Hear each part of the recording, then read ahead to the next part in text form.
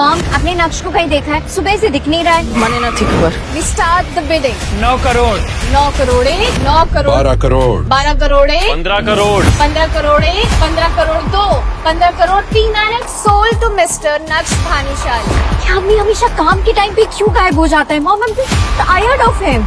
और फिर अनिका को अपने पति से ऐसा तोहफा मिला जिससे उसकी आंखें फटी की फटी रह गई। क्या है नक्श की असलियत? अगर वो इतना अमीर है तो क्यों रहता है अपनी ससुराल में घर जमाई बनकर? पापा ने तुम्हारे जैसे कंगाल से मेरी शादी करा के मेरी जिंदगी बर्बाद कर दी।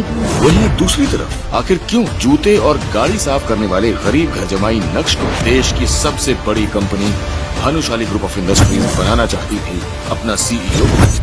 ये सब कुछ अनिका के दिमाग में चल रहा था, पर उसे विश्वास था कि कुछ न कुछ जुगाड़ करके नक्श ये फोन उसके लिए लाया होगा। कुछ दिन बाद अनिका उस फोन को भूल गई। नक्श,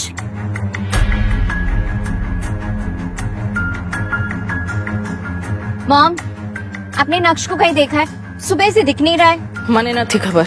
मुझे तो लगता है इस लड़के को अब लाइन पर लाना ही पड़ेगा। वो कहते हैं ना, कुत्ते के गले में अगर पट्टा नहीं डालो ना तो घरेलू कुत्ता भी आवारा हो जाता है। ये आदमी हमेशा काम के टाइम पे क्यों गायब हो जाता है? Mom, I am tired of him. आपको पता है, उसको मैंने 1 हफ्ते पहले रमनिक भाई के शॉप से सेट उठाने के लिए कहा था। 1 हफ्ता बीत गया, लेकिन भुलक कर तो भुलक करे, एज यूजुअल भूल गया। मॉम, आज ऑफिस में इतना काम था, मैंने सोचा उसे ऑफिस लेकर जाऊंगी, लेकिन नवाबजादे सुबह से दिखाई नहीं दे रहे।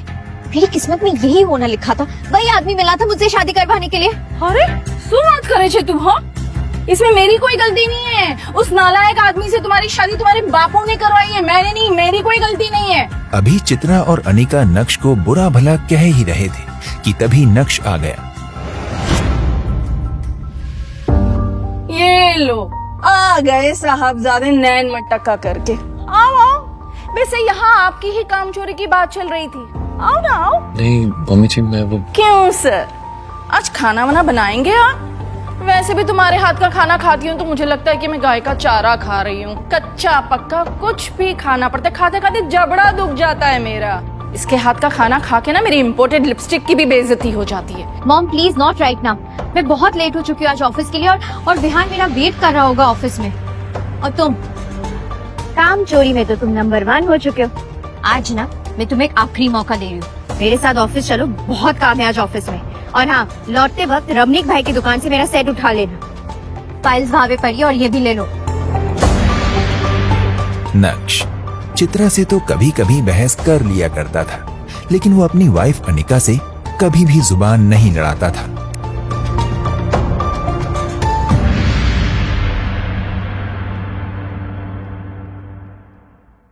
जैम, नक्श, प्लीज ये सब लेकर जल्दी से अंदर आओ, लेट हो रहे हैं हम लोग। अनिका आगे आगे चल रही थी और नक्श उसके असिस्टेंट की तरह हाथ में अनिका का बैग और सामान लिए उसके पीछे चल रहा था। अनिका जब पहुंची तो उसका दोस्त और बिजनेस पार्टनर विहान बजाज पहले ही वहां बैठा उसका इंतजार कर रहा था। Vihaan, I am so sorry, I am sorry. Anika कहाँ थी तुम? पता है मैंने 1 घंटे से तुम्हारा इंतजार किया। कितना खाली आदमी है ये। 1 घंटे से मेरी बीवी अनिका का इंतजार कर रहा है। I know, I am so sorry about that. वो क्या है ना, कुछ लोग की वजह से घर से निकलते ही लेट हो जाता है। क्या बात है, तुम इतना क्यों मुस्कुरा रहे हो? कोई लॉटरी वॉटरी लग गई है क्या तुम्हारी? हाँ, वैसा ही कुछ समझ लो। तुम्हारा आना लॉटरी से कम तो नहीं है। Vihaan, What's it? ये तुम्हारे लिए है। मेरे लिए? It's a rare diamond necklace, just for you. Damn, this is beautiful. Oh my God, thank you so much. Thank you. Anika, मैंने आज तक तुम्हें कोई सलाह नहीं दी, लेकिन आज कह रहा हूं, ये आदमी तुम्हें इम्प्रेस करने के लिए नकली हीरो का हार लेकर आया। ऐसे इंसान से तुम्हें बात भी नहीं करनी चाहिए। मैं वादा करता हूं तुमसे, मैं तुम्हारे लिए असली रेयर डायमंड्स का हार लेकर आऊं। पर इसके लिए मुझे अगर बहुत हार्ड वर्क भी करना पड़े ना, तुम्हें कहा। अपने दिल की बात अनिका के सामने रखने के बाद नक्श ने अनिका के जवाब का इंतजार भी नहीं किया और उसके कैबिन से बाहर निकल गया। 2.5 साल की शादी में पहली बार अनिका को ऐसा लगा कि नक्श उसके लिए लड़ रहा है।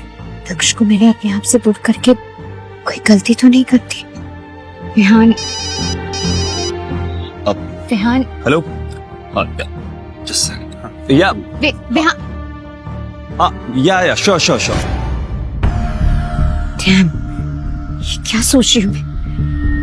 नहीं, विहान, विहान इस कंपनी का सबसे बड़ा इन्वेस्टर है और मेरा बिजनेस पार्टनर भी। नक्श की इन हरकतों की वजह से मैं विहान को नहीं खो सकती। अगर विहान ने एंड मिनट मेरी कंपनी से बैकआउट कर दिया तो नहीं, मेरे इतने सालों की मेहनत में ऐसे पानी में नहीं जाने दे सकती। मुझे वो स्टूपिड नक्श की नहीं बल्कि विहान की जरूरत है। ऐसा सोचकर अनिका को नक्श पर और गुस्सा आने लगा। नक्श, क्या पागलपन है ये? और तुम्हें किसने हक दिया कि तुम मुझे अपनी बेतुकी सलाह दो? गलती करती मैंने तुम्हें यहाँ लाकर। For God's sake, चले जाओ यहाँ से। Leave right now. नक्श ने अनिका की इस बात का भी कोई जवाब नहीं दिया। वो जानता था कि वो जितना बोलेगा उतना ही अनिका का गुस्सा बढ़ता जाएगा। जैसे तैसे अनिका ने अपने गुस्से को दबाते हुए मामले को खत्म करने की कोशिश की, लेकिन उसे क्या पता था कि अभी तो मैटर की बस शुरुआत हुई है। अबे ओए, रुक। सुनाई नहीं देता तुझे? इतनी देर से तुझे आवाज दे रहा हूं, बह रहा है क्या? मेरे ही सामने मेरे गिफ्ट का मजाक उड़ाता है। अबे अपने आप को बेच भी देगा ना तब भी तू उस नेकलेस को कभी खरीद नहीं पाएगा। और दूसरी बात, तुझे अपनी मार्केट वैल्यू पता होनी चाहिए। 0, डब्बा गुल, साले घर जमाई। नक्श अभी भी सबके सामने हंगामा करने के मूड में नहीं था, लेकिन जब कोई आपकी खामोशी का फायदा उठाने लगे तो बोलना जरूरी हो जाता है। पहली बात, जो पीछे खड़ी है ना मेरी बीवी है तो उससे दूर है, समझे? और दूसरी बात, मेरी बीवी को तुझ जैसे इंसान से हार लेने की कोई जरूरत नहीं है, उसे मैं लाके दे सकता हूँ। और हाँ, तीसरी बात, अगर जेब में नोट ना हो ना तो चिल्लर बजा के आवाज नहीं करते। नक्श,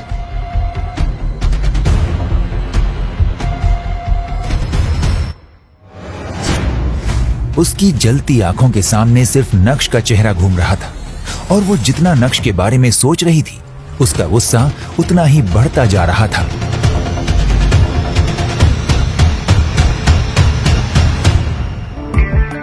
पिछले कुछ महीनों से अनिका की कंपनी के हालात ठीक नहीं थे। वो मुश्किल से उसे संभालने की कोशिश कर रही थी। क्या करे उसे समझ में नहीं आ रहा था। तभी उसे विहान मिला और जब उसकी दोस्ती विहान से हुई तब जाकर उसे पता चला कि वो एक बहुत बड़े परिवार से ताल्लुक रखता है। और बस यहां से अनिका ने विहान को अपने जाल में फंसाना शुरू किया और आज विहान न सिर्फ उसकी कंपनी का बिजनेस पार्टनर है बल्कि मेजर इन्वेस्टर भी है।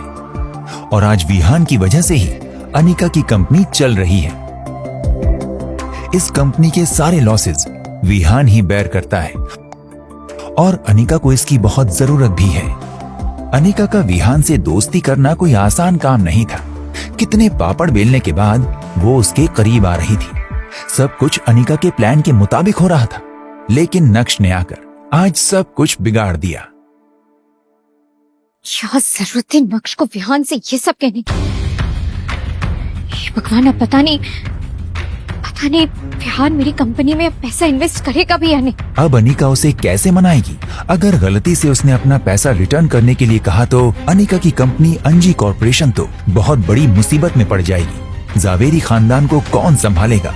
ये सोचते सोचते अनिका को खुद पर ही गुस्सा आने लगा। Nice.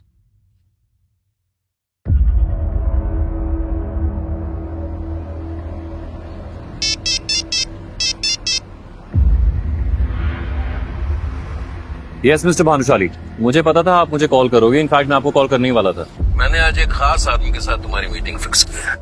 एड्रेस मैसेज कर दिया है। मैं चाहता हूँ एक बार मिल लो। ठीक है, मुझे किसी से मिलने में कोई प्रॉब्लम नहीं है, लेकिन मेरी 2 शर्तें हैं जो आपको पूरी करनी होंगी। पहली शर्त तो ये कि मुझे आज के आज रेयर डायमंड नेकलेस चाहिए, और दूसरी शर्त मैं आपको टेक्स्ट कर रहा हूँ। ये शर्त भी उतनी ही खास है, और हाँ, ये काम जल्दी हो जाना चाहिए। ओके।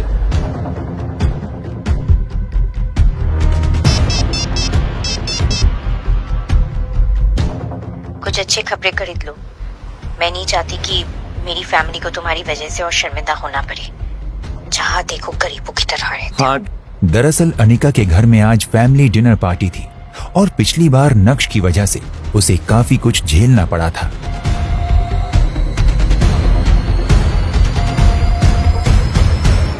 गोल्डन पार्क सोसाइटी सूरत की ही नहीं बल्कि गुजरात की सबसे लग्जूरियस सोसाइटीज में से एक थी।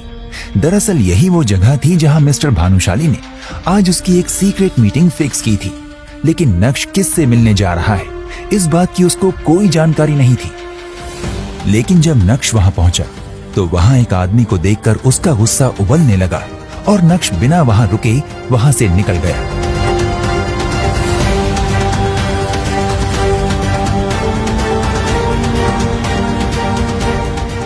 नक्श वहां से निकल ही रहा था कि तभी उसे एक मैसेज आया।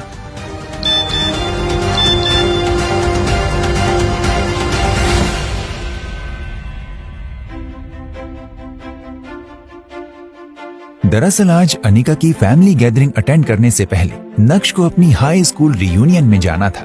ग्रेजुएशन के बाद इतने सालों में नक्श पहली बार अपने किसी कॉलेज या स्कूल रियूनियन में जा रहा था, और ये सोच सोचकर ही नक्श एक्साइटेड हो रहा था। नक्श इन ख्यालों के साथ अभी आगे बढ़ ही रहा था कि तभी उसे अचानक कुछ याद आया और उसने मन ही मन कहा, अगर शिवानी भी वहां हुई तो? दरअसल शिवानी वो लड़की थी जिसे नक्श स्कूल के दिनों में पसंद करता था। दूसरी तरफ अंजी कॉर्पोरेशन में अनिका मीटिंग रूम से बाहर आ रही थी। वो काफी सीरियस लग रही थी। तभी कैफेटेरिया के बगल से गुजरते वक्त उसने कुछ एम्प्लॉइज को बातें करते सुना। यार, दुनिया में इतने अजीब आदमी भी होते हैं। तेवर तो देख इसके, करता धरता कुछ है नहीं। आ गया मैडम को गुस्सा दिलाने। यार, इन 2 सालों में कुछ भी तो नहीं बदला है। मुझे तो लगा था मैडम ने इसे छोड़ दिया होगा, लेकिन ये तो मैडम के सिर पे चढ़ के नाच रहा है। कभी कभी तो मुझे ऐसा लगता है इनकी शादी कैसे हो गई। और शादी तो छोड़ो, 2 साल में इनका डिवोर्स कैसे नहीं हुआ, ये देख के तो मैं और हैरान हूँ। ऑफिस में चल रही ये बातें सुनकर अनिका और गुस्सा हो गई थी। अनिका अपने कैबिन में गई तो उसके लिए अपने गुस्से को काबू में रखना बहुत मुश्किल हो रहा था। उसे समझ नहीं आ रहा था कि वो अपने गुस्से का क्या करे। अनिका के मन में ये भी चल रहा था कि आखिर नक्श की वजह से उसे और कितना बेइज्जत होना पड़ेगा। ये सब सोचते हुए अनिका की नजर अपने पापा की फोटो पर पड़ी। मुझे लगा था कि मैं आपकी सबसे प्यारी बेटी थी। आप मेरे लिए जो कुछ भी करेंगे बहुत सोच समझ कर करें, इसलिए मैं कभी रिलेशनशिप में नहीं थी पापा। ना कभी किसी को डेट किया और ना ही मैंने कभी भी आपके सामने शादी के लिए कोई शर्त रखी। लेकिन आपने मेरे साथ क्या किया पापा? मुझे इस गधे के साथ बात दिया। अगर मुझे पहले से इसकी हरकतों के बारे में पता होता ना पापा, तो मैं कभी भी इस शादी के लिए हाँ नहीं की थी। शायद मैं पहले ही मना कर देती पापा, लेकिन मुझे लगा था आप मेरे लिए जो भी डिसीजंस लेंगे वो दुनिया का बेस्ट डिसीजंस होंगे। क्या पापा आपने मेरे साथ ऐसा?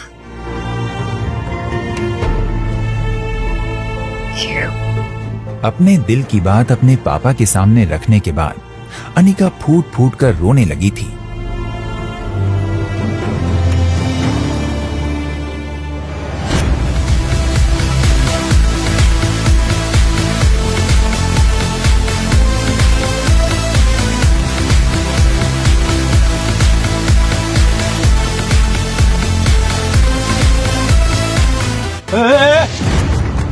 अरे भाई कहाँ घुसे जा रहे हो? मुझे अंदर क्लब में जाना है, किसी ने इनवाइट किया। अच्छा, इनवाइट किया है? बस साला झूठ बोलने से पहले ये तो सोच लेता तेरी खुद की हालत कैसी है। क्लब है ये, यहाँ शहर के अमीर लोग बड़ी बड़ी कारों से आते हैं और तू भिखारी भाग यहाँ से। बड़ा आया क्लब में। What nonsense? सर वो भी क्लब के गेट के सामने, तुमको पता नहीं है इससे हमारे क्लब की रेपुटेशन खराब होती है। सर वो कुछ नहीं, ये भिखारी अंदर गुजरा था सर, उसी को भगा लो, भाग ही नहीं रहा, देखो ना बेशरम की तरह खड़ा है। कौन है? ये नक्श सर आप?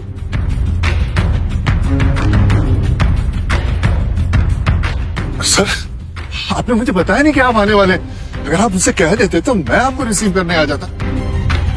देखते नहीं हो कौन होता है? अपने मालिक को एक गरीब के सामने ऐसे गिड़गिड़ाता हुआ देखकर वो गार्ड भी हैरान था कि क्यों इतना अमीर आदमी एक गरीब को सर कह रहा है। I'm so sorry for all this. आइए सर, प्लीज come on. क्या नक्श सच में एक अमीर आदमी है? तो वो क्यों ऐसे गरीबों की तरह रह रहा है? क्यों उसके ससुराल वाले उसके साथ नौकरों की तरह बर्ताव करते हैं? क्या है नक्श की असली सच्चाई? ऐसे और वीडियोस के लिए अभी डाउनलोड करें पॉकेट FM ऐप।